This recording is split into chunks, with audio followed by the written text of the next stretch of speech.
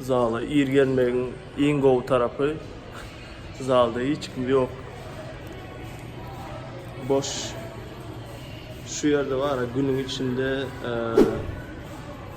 şu maşinkaların, yani şu aparatların emmesi zannet oluyor. Yani o adam şunya kayan adam böyle işte o kaya vakit o çürümem yetmiyor. Şunun için en gov vakt şunyalı irden ya da katı geç.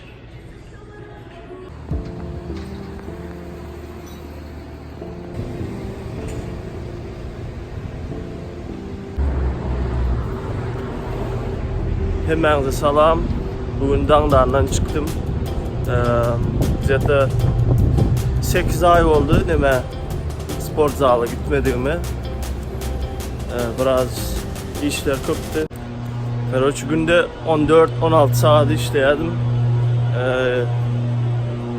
Vakit 15. Karoç yetişmedim de. Boş günlerim dine yatasım yerliydi. Bir maksat vardı. Şunun için pul toplamaktı. Şunun için köprüyü işledim. 8 ay diye niyalı neme zala katlamaya hiç mümkünçülüğüm olmadı.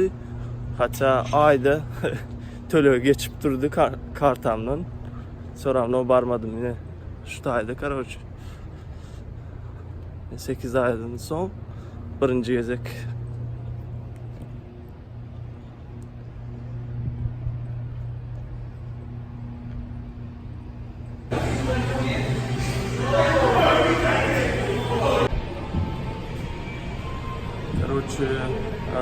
Amerika'da ulu bir set var oluydu, Planet Fitness ve amatlı bakardım. Sebebi ben canavarına, ben например Ukrayna dedim, zaнимательlerimiz aldı, Keeper dedim. Yani en arzan zal Amerika'da olup çıktı. Sebebi aynı $10 töleyen. Например Ukrayna'da şunu yazdılar. Yani şunu hem aparatlar olan zallardı. $20 yani 400 гривен төлeniyordu. Ya da eğer tapmasam onda подвалlarda заниматься derdiler. Короче 2017 yıldan beri başladım. Usulüne заниматься etmeye zalda.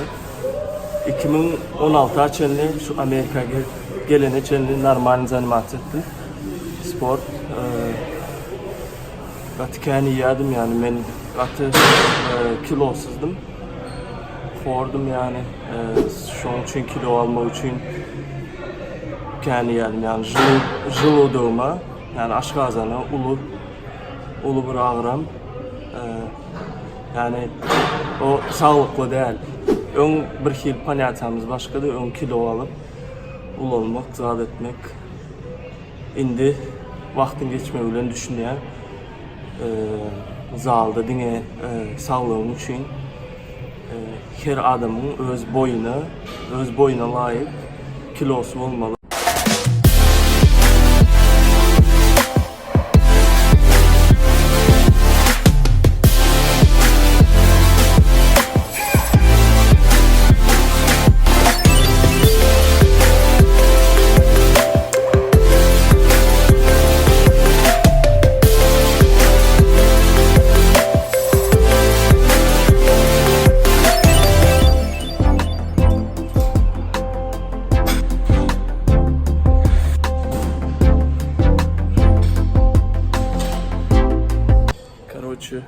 Benim trenirovkam yani programım yöneki zalda dine 45 min заниматься eden.